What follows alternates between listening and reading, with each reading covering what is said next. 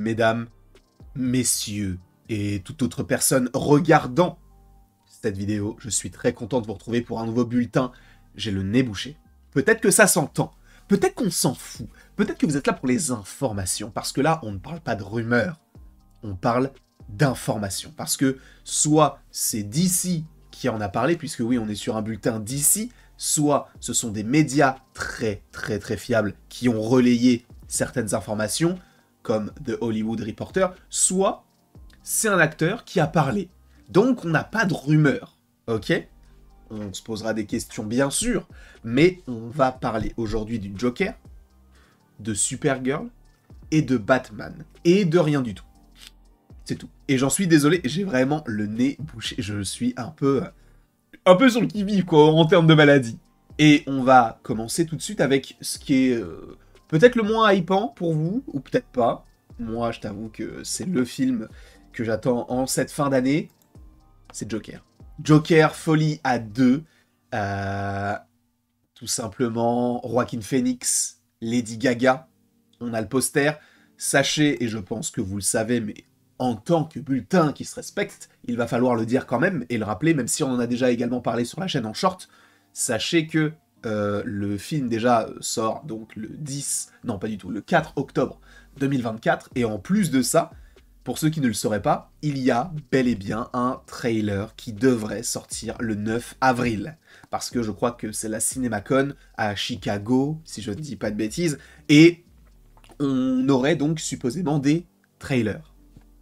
Et on aurait donc un trailer de Joker Folie à 2. Évidemment, sur la chaîne, on sera là afin de réagir à ces différents petits trailers, sachant qu'on a une autre petite chose plutôt intéressante, et je vous inviterai, en fait, je peux pas diffuser l'audio pour des droits, tout simplement, donc je vous inviterai à aller sur TikTok, parce qu'en gros, sur TikTok, il y a d'ores et déjà un son qui, je pense, est dans le trailer, et donc c'est un son de Joker Folie à 2, et en fait, on entend la voix donc d'Harley Quinn interprétée par Lady Gaga dire « Tu peux faire ce que tu veux, tu es le Joker ».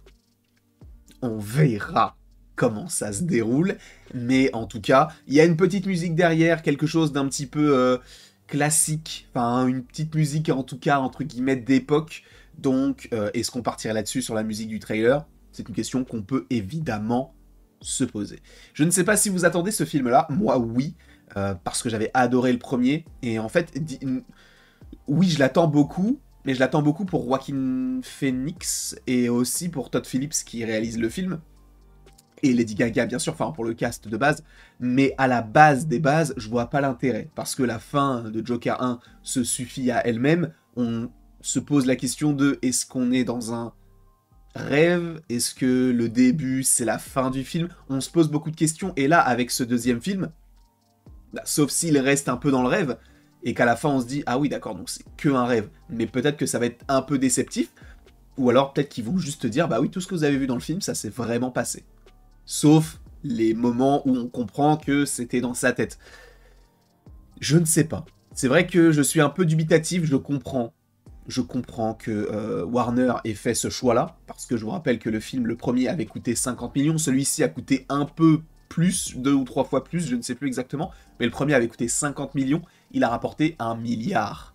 Donc, évidemment, Warner a besoin de faire de l'argent, et là, ils le font très bien. Hein. Dune 2, Wonka, et là, récemment, Godzilla et Kong The New Empire, même s'il y a Legendary aussi, mais ça a quand même rapporté de l'argent.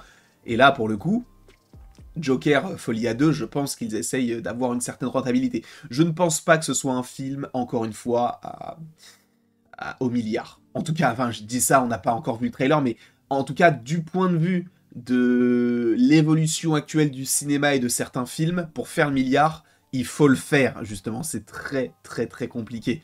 Les derniers films qui ont fait le milliard, bah, je crois qu'il y a Barbie. L'année dernière, il y a que Barbie qui a fait le milliard. Non, il y en a peut-être un autre. Je sais qu'il y avait eu Top Gun avant, il y avait eu Spider-Man No Way Home. Peut-être qu'il y en a un autre qui a fait le milliard, mais là, je l'ai pas en tête. Mario. Mario a fait le milliard, mais les Gardiens ne l'ont pas fait. Spider-Man Across the Spider-Verse ne l'a pas fait. Dune ne l'a pas fait non plus. Bref, c'est très compliqué aujourd'hui d'atteindre le milliard. Donc, est-ce que ce film-là, donc de Joker Folie à 2, l'atteindra? Je l'espère pour eux, mais en vrai, je ne pense pas. Je ne pense pas. Parce que là, il n'y a plus la surprise de à quoi ça va ressembler. On sait à peu près, on connaît un peu le ton, donc il n'y a plus vraiment de grosses surprises. Donc on verra. Mais en tout cas, c'est tout le mal que je leur souhaite de faire le milliard. Maintenant, on va parler de Supergirl. Parce que Supergirl, beaucoup de médias hier en ont parlé, Deadline, The Hollywood Reporter, etc., etc. Et en fait, la première information, bon, ça on le savait, mais c'est Millie Alcock qui va donc bel et bien jouer le personnage, ça avait été officialisé par James Gunn il y a de cela peut-être quelques mois, et en fait, lorsque les médias parlent de Supergirl, Woman of Tomorrow, ça ne s'appelle plus comme ça, ils l'appellent juste Supergirl. Et ça, ça veut peut-être rien dire, peut-être que c'est juste le média qui a juste appelé ça Supergirl, mais c'est vrai que, par exemple, Superman Legacy, aujourd'hui, ne s'appelle que Superman. Là, Supergirl Woman of Tomorrow, on l'appelle Supergirl. Est-ce qu'ils vont faire ça pour tous les films? Est-ce que The Brave and the Bold, ils vont juste l'appeler Batman? Ou Batman et Robin, admettons?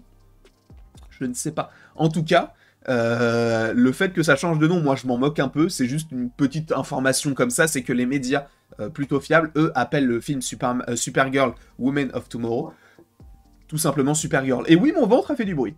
J'ai mangé un peu de chocolat, c'était pas qu'il y a pas longtemps, laissez-moi tranquille. Et du coup, je ne sais pas ce que vous en pensez, sachant que, a priori, selon ces mêmes médias, c'est Craig Gillespie qui devrait, en tout cas qui est en pourparlers actuellement pour réaliser le film, donc Supergirl.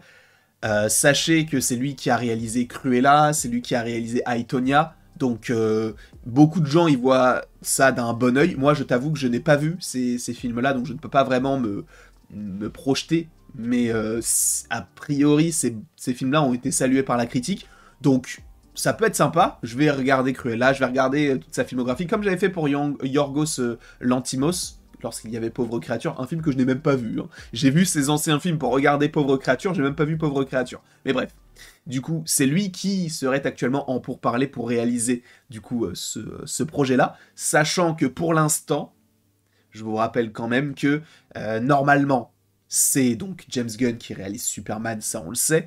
Le film, donc Supergirl, devait être réalisé pour l'instant pour parler par Craig Gillespie.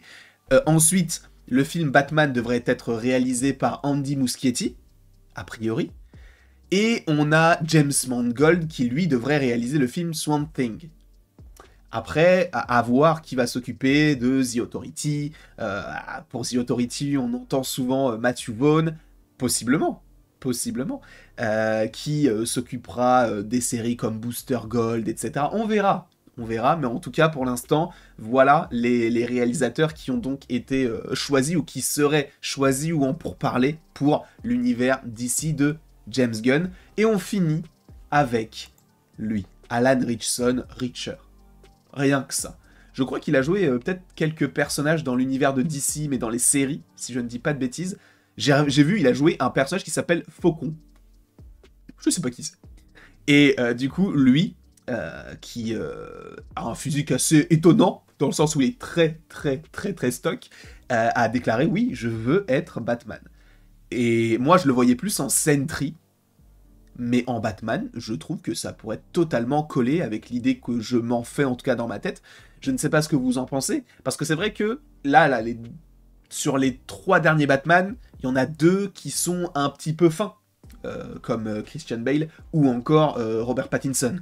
Là, on avait eu un Ben Affleck bien stock. Est-ce que là, on va partir sur un personnage bien stock, ou est-ce qu'on va partir sur une version plus fine? Je pense qu'ils peuvent partir sur une version bien stock, et moi, en vrai, en cast parfait, il y en a 3. Il y a soit Alan Ritchson, soit Jake Gyllenhaal, soit, je ne sais plus comment il s'appelle, celui qui joue Soldier Boy. Bref, soit lui. On verra comment tout cela sera choisi, comment tout cela évoluera par la suite. En tout cas, je vous remercie beaucoup d'avoir été présent aujourd'hui pour cette petite vidéo. N'hésitez pas à l'aimer, à la partager, à la commenter, à vous abonner si ce n'est pas déjà le cas. Et après tout ceci, il ne me reste donc plus qu'à vous dire à la prochaine pour la prochaine. Et j'espère sincèrement que le nez bouché ne vous a pas dérangé. Et c'est tout. Passez une très belle journée.